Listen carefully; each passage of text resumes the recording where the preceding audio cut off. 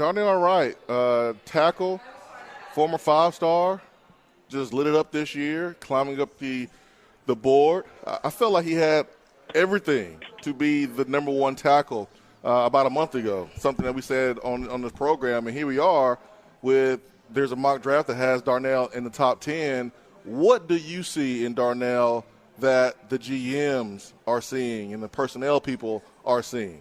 I think the first thing for him was finding a level of consistency.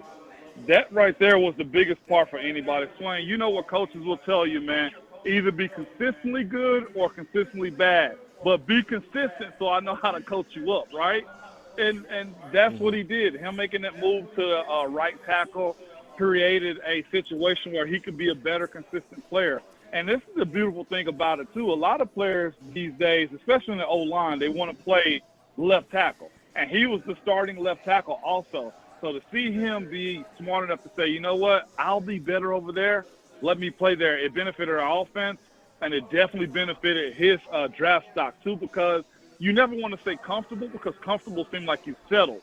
But he became a better player once he got comfortable playing the right side of the offensive line.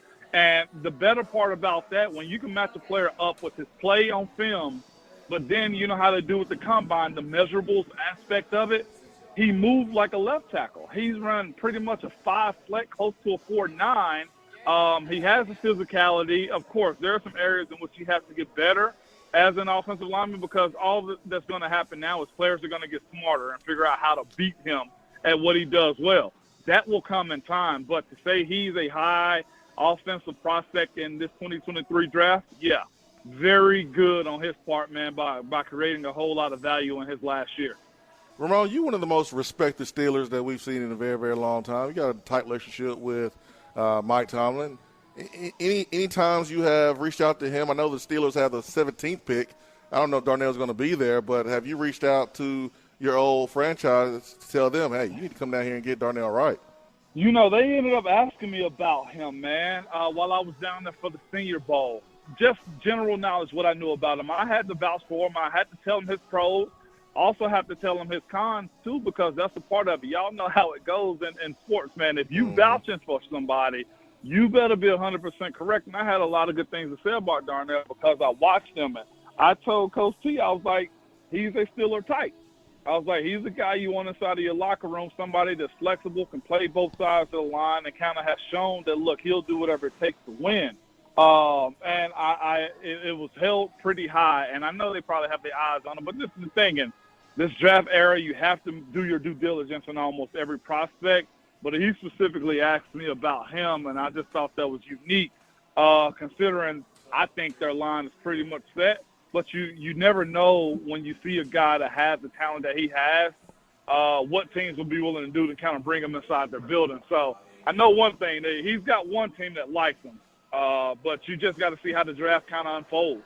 We're talking to VFL Ramon Foster, former Tennessee and Pittsburgh Steelers offensive lineman. What do you remember about this stage in the draft process where you're a couple of weeks away, you don't know, in your case, you didn't know if you'd be drafted, where you'd end up, what kind of opportunity you'd get? Was it stress, excitement, mix? What do you remember about this time of the stage?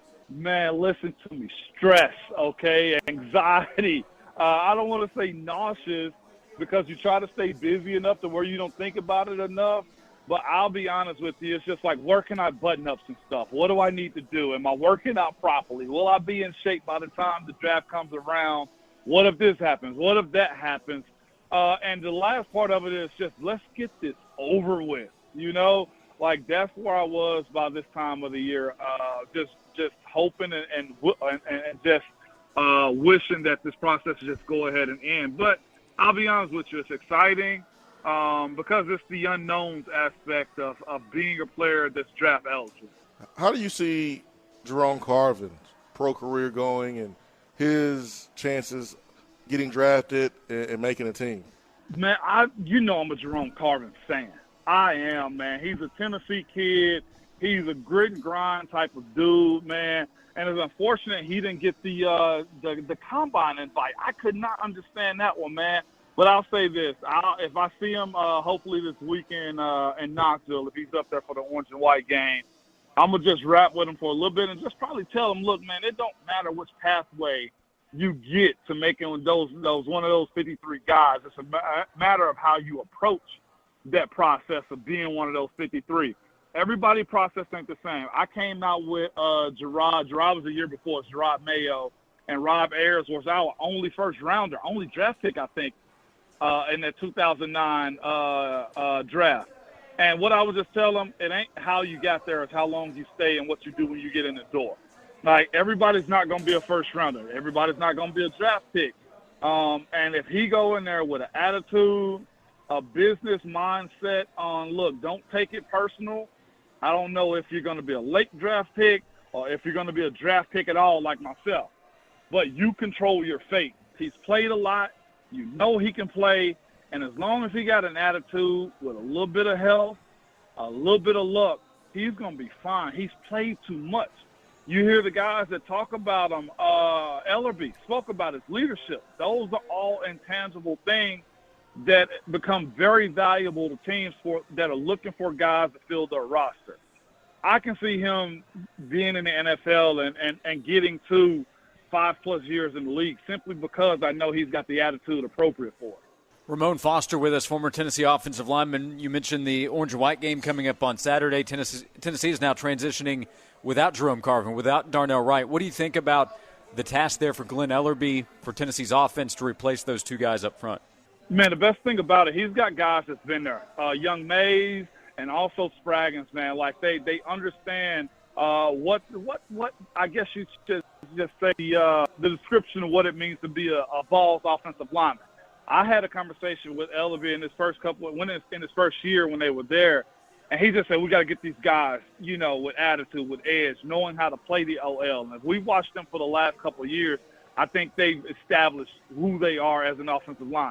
Yeah, they're going to move the ball quick, which means you better be in shape. But, yes, we're going to be physical, which means you better hit that weight room. That's what that group is. They have the template, man, and everybody after those guys moving forward got to understand that. And I'm glad Spraggins is there. I'm glad Mays is there. I'm glad Mincy is there. Like, it's in the room. Y'all know how it is going from a group that's played a lot, been around, to replacing those dudes. As long as you got the culture set, then you're good to go. And I think with the way Ellerby's approach is to this group and having guys that played the year before that can teach up young guys, I think they're in a really good spot. I'm not overly worried about them. I was actually more worried last year than I was this year. We were talking about Glenn Ellerby earlier. He's been effective. I think that's pretty obvious the last couple of years. Any sense why with him or in general, what separates a good offensive line coach that's going to get the most out of his talent from guys who don't? One, I would say being a guy. Just look, they're young adults at this point in their life, right? As long as he's not demeaning anybody, talking over their heads or, talking down to them, you win the room, especially with the offensive line. Swain will tell you how we are, man. Like, we don't get much, and we don't expect a whole lot either. So when it comes to our respect and our room from our coach, we deal with that first. And I feel like he's the guy that always understands that in my conversation and hearing guys speak about him. Sorry, my dog's with a squeaker ball right now, if you heard that. But the other part about Ellerby is this. He doesn't coach every player in the same box. You're unique to how you play, so I'm going to coach you in that fashion. Spraggins didn't do what Carvin does. I look at Darnell's situation versus Mincy on the other side. They're different in how he coaches them up. That, to me, is one way to maximize your guys. You have some guys that are better in the run game, so you know what? We're going to make sure you run. We run the ball more to your side. And for guys who, can get out in space, well, let me do that for you too. Not everything is the exact same in the offensive line from player to player, and I think that's been his approach to it. And the last part, his emphasis on them being nasty and being leaders of the team. Like, that's a big part of setting the culture. It's like, you guys are the biggest group, you probably got the most numbers, and you're the biggest people on the team. Approach it that way. That's a beautiful process when you can establish that and keep that. Appreciate you, Ramon. Because, Ramon, I know that the offensive lineman deserves more love and more recognition.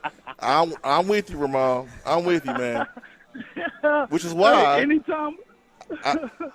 which is why I have Cooper Mays is my player that deserves more conversation that's not talked about the most. That is true. As far as a vet. Ramon, do you remember if Swain ever brought one of his touchdowns over to an offensive lineman to spike the ball for him? Did that ever happen? It's not the league, Josh. We can't do that. You know what? If he could have at that time, he would have, okay? Like, my thing is this, and Swain know I'm about to go. His and Aaron Sears' relationship was beautiful to me, both Alabama kids, man. He didn't bring us the ball to spike, but I knew he had a level of appreciation for the big boys, okay? I knew that. That's right. Ramon Foster, former guard both for Tennessee and in the NFL, most underrated position on the field there at guard. Ramon, we appreciate the time. Safe travels to Knoxville. I think you said you'll be coming in for the orange and white game. We really appreciate you taking time to join us today. No doubt, man. I appreciate you guys anytime you need me.